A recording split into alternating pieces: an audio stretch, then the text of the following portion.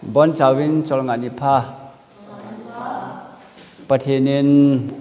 in kho tu me le pa chatabong chom chakhat me boluma man kida pa cha chom chakhat pa a ni tha lang le akisi tha the tabong hin khoi ne yo e chen piu wa tuni sabat ni jong mang theya yum je bin masan pathin ka hin thang wa he ole tuni ni khuwa ka hin seinom cha hi le wangam chi ding hon ipi bol diu ham tie he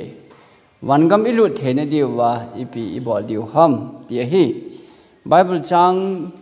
ikengap na diwa ka hin sim do dinga hi le Matthew bung sagi chang som na thum som le li to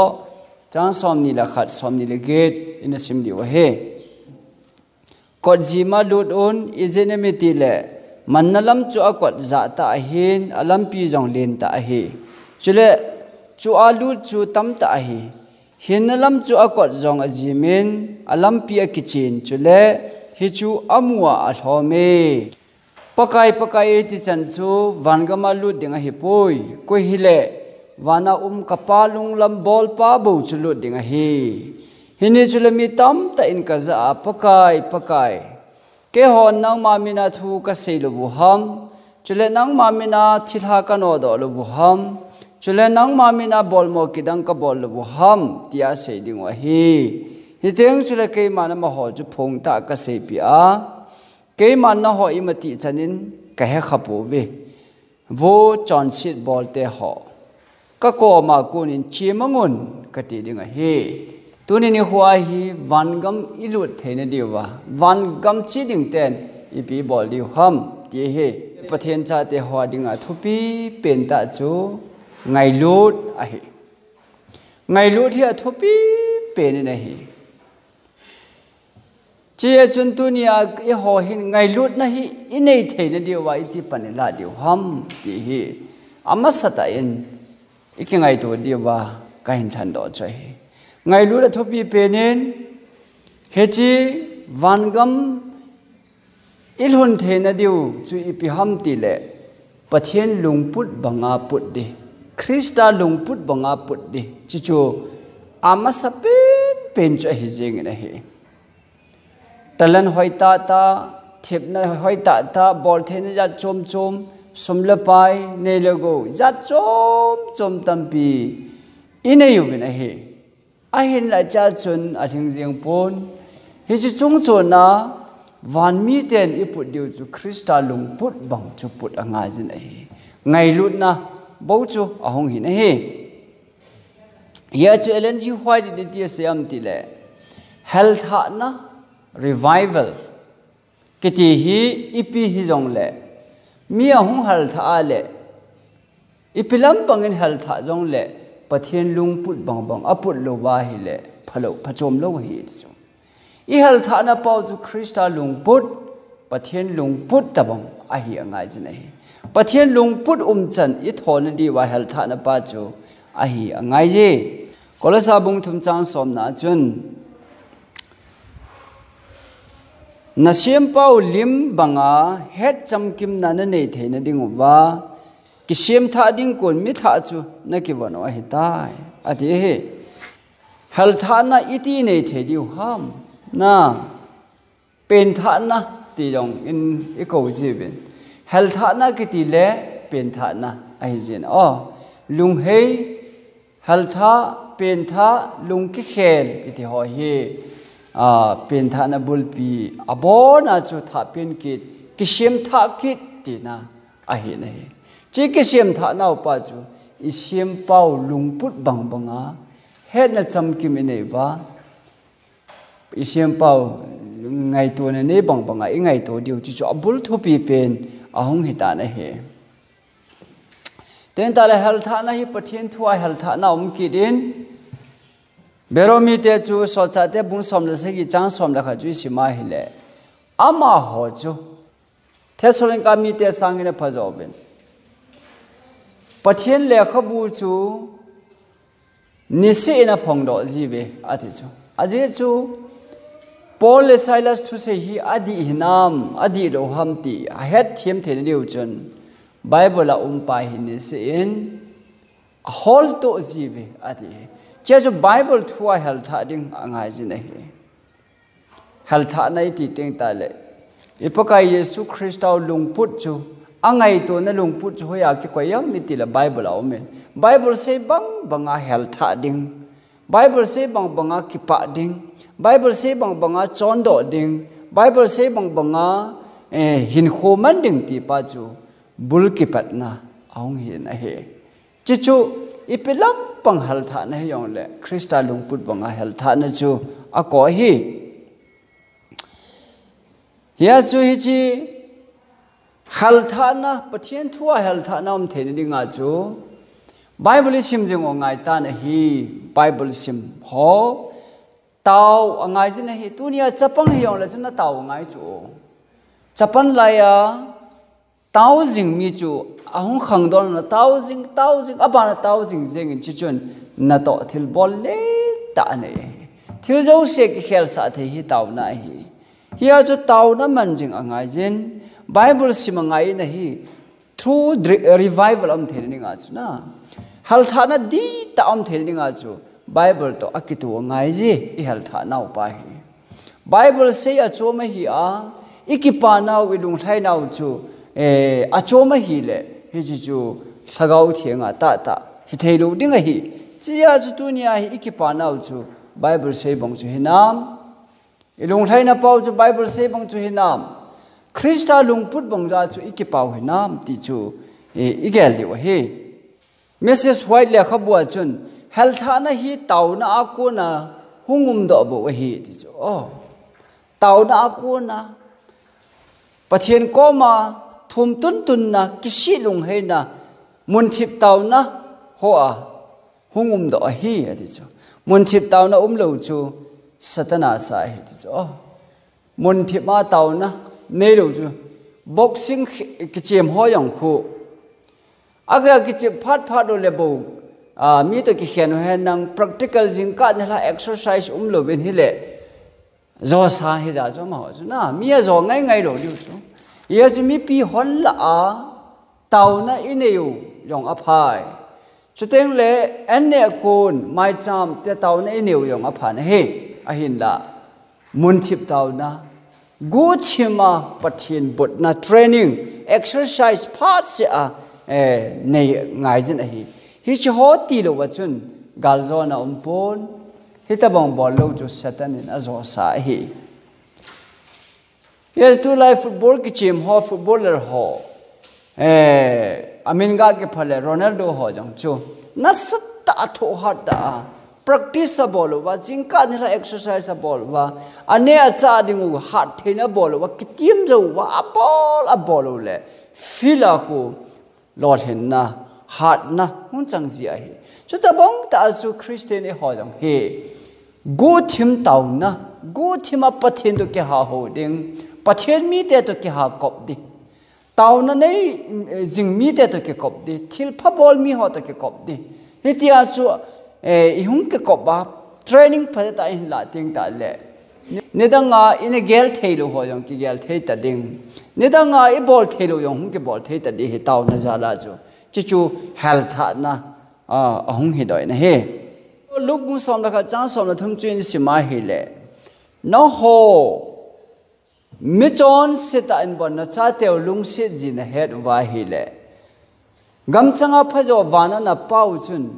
a henga thum te chu thagau thinga pi lo ni ham ti chu thagau thiang hi pathian in pi dinga ready a e koi pi we tan e holang zo hi ki ready nai do hi thagau thiang chan ta ding inop nai lo ji o hi thagau thiang chu ki chang le min mu sit ki hen ten I de yong ke bol thei ta pon tin ki lung hang thei ta pon tin mi sho ba hing ka te ti a hi thagau thiang chu e thum ji wang ba ki thum ta ji lo chu ki peng tha ngam lo pakai ki mol pho pi ngam nom lo e ma de da na ki chon nom na lai hi ji a chu thagau thiang ki chang lo hi thagau thiang chan hi full surrender angai je na hi chu lagau thiang chu I dei ta wa hele pakai in tunia jong e pi jing the wa hi ya chu dolung put ai lo le kinil na ki se set na ai lo le phalasile ke yong hi ti khat ka hi ta sme Kristanung zui khat minu khat mi pa khat aka hi ta sme ai lo le kin lekha hi chan hung ki sim ta sme ai rồi là cái hita bảo mi cái ta xem thì lung put cái thì mong âm lại chân xia thagau thiền cái chẳng thể đâu ấy chế ya chu tu ni ya thagau thiền chẳng thể đi ngay chun empty hiểu ngay cái này ong ngay này cái neo sầu ngay này nó chapang to na ba lo vai le ati de ho ya chu polama cái neo sa ta banga cái lang thâu lung thima cái le sa ta yang om thei cái này polama phò chim le lu cái le sa ta cái lang lung thima cái neo sa ta pa kayang om thei cái này yen tu ni ai thagau thiền chui ít chân na điều ba chu na sa ta ít pan điều he pathena ki pumpe ta cái thì hi satan na ki chat pe na hi satan MTA sa ki chapon BTA ayong ki chapon na hi satan doctor jong ki chapon na hi evangelist jong ki chapon na hi aki chat pen ta chui pi ham itia hi le pathena ki pumpe ho na pathen adinga kiran theng sat ho nun nem ta kisi lung he ho ju satan na ki cha le ye ju pathen in hi naw thip naw ho jo se puma ama ko mai hung ki pe lu diu hi pathen nga la hin chu ta la satan jong chi chu ki cha pen ta chai ya ju tunia hi na jo se wi pai thau wa ye go in ho jo se pai thau wa ai lo le pathen in asa lo ho jo se in asa ki lu wa ik khelu wa chapang naw sen to chun i ba wa hi le hi chi pa chu thagau thieng chan na ding dol chu ong hita na hi ilung thim wa thil dang khat ki gela ikam wa thil khat ki sei do ki ti hi satana sa akine ya ju christian te hi ke pom pe a hi zeng na hi wanoi le se na thai ho chu thai ta win te mi ama line au me nang ma wang krista a hu hing pu leng pa a ke poma krista nung zui na hi ta le igai to ding chi pi ham bible sim taw na chuteng ta le mi te ko ma ki pa na thu pha thang sap hi a hi zeng na hi a je chu krista hu ni teng ta le e ho van khopi nom thung ding te chu hi ne le set hi e ho gama hi po ne hi e kholzin naw gama hin igam ta uchu o thinom talo kanam talo lunghem pul do nom talo van khopi chu hiding he chi i ngai to chen diu kanom na hi i kha do diu kanom na hi mi ji a nang na thu a na lung hi mo na ding ma chaw por hi pathenin van khopi nom ta e koi pi na he yes tunia hi na dei than na pa hi satanin jong a blog thepon pathen in jong force in jong e ball pi pu na hi ilung thim vai ngai to nau pathen lam zon tang e tia hele e machan e dal tan thelo o hi ti hi I het chen dio kanom ne he sei jui tia ho jong pathen in apui lai jen am ho jong e machan dal tan the pon somle pain jong adal the pon ai lo cham hem gale tolin jong krista to ki khan sa the pu na he pachena dinga lungput di chat puwa pachena dinga hang san ta chi ho chu e machan jong krista to akhan jo lo wa hi che pa hi inei do te na divin ka tim nom be na hi pakai hung na dinga nai ta na he ipiati la sumla pai jinga krista to ki khanding go dham min lit lopi na ho hol na ji a krista to ki khanding ki go hi bam ai lo le e ma ding ki gyan ji bo ba krista to ki khanding ki go he bam ti hi dunia e ma chi ki samar mandi win ka de na he ipizia ho bu hi hat thelo hang ipizia hi chi ho bung tin chang hi ngui le chawa hin khomanga om he ta wem mi ti a hi le pathen nai to thom ji wa hi thagau pathen na chu to tengu le full surrender in a tengule chulagau thing chung kum hlan tin pentecost nia bongen pathian na hi na sata za ding chuteng le gamsunga pathian hello ten jong pathian het ben na a lamwai te hon jong pathian a ke thodo tha na ai nei ke ding a hi solcha te bung thum chang som le ko som nia chon ke si on lung he jon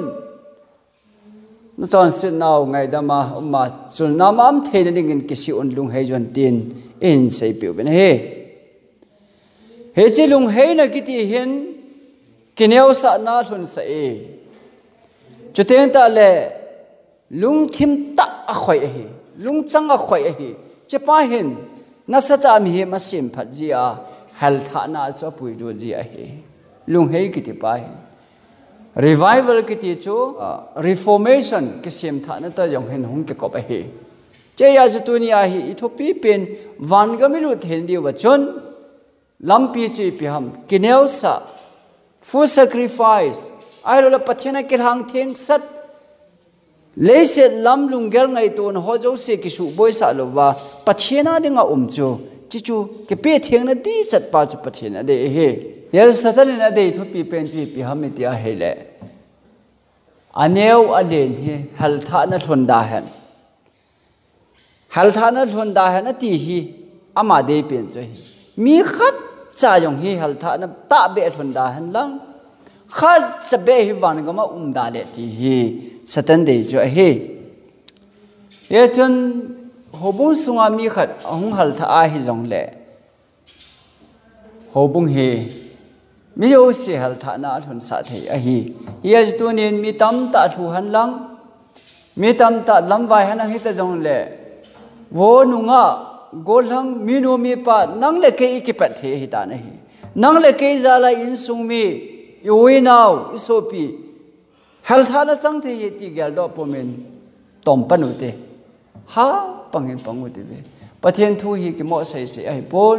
pathen thu hi goi long jing jeng de hen ni ke ti phat in nei lai sung se wa hi pachena dinga hin khoi ti manuvam e hal tha nau pa chu teng ta le ikisem tha nau pa chu mu the hi nam bible thu te ke to hi nam ti pa hi ingai do jing di ben kanom ne he ipizia hobung sunga gam sunga hal thana thungji lo ham mi ti a hi le sermon phaza ding lo he de pastor ho evangelist ho hobung elder ho deacon hon sermon hoi ta pulpina a sei do thelo ji wa khat na a jia sermon hoi am lo jia hal thana thung lo hi ki ti here so sermon hoi ta kilhan theng sada hoina thu se ding chun hapta khat masanga kona kilhan nga ya mi te bu cha ne sa ngai na hin butui ta vitamin ho cha ne sa ngai jin here so sermon hoi ta phata ta hi alha samji in hobung hi langkhat a chun a chaw na hi ati de he che ya tunia hi phat bi mang ding ho thu sei ding ho Sabbath school class le ding ho hian nang koi hi jong le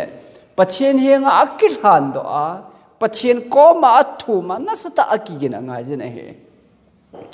chuteng le hobung sunga hi ipia hal tha na thung lo ham iti teng ta le ke to mo na aum teng le hal tha na thung the pon ke sei set na aum teng le hal tha na thung the pon lang pang ding ki chu na lang pang ding hol na ho hi am teng ta le thagau thiang chang the ji pon ki se khan na am jin satan ki pa na alhung jin a he ye chun he che ho bu hal tha na thun the lo na pa hi lung khat tha khada the ji lo na pa hin na sata a block a he pakai son na ho na ki ngai lu do wa hi le mi te hon na ho hi ka sei jui na hi ve ti ain het ding o hi ati ya jo ho bung sunga na lung thim na ngai to na a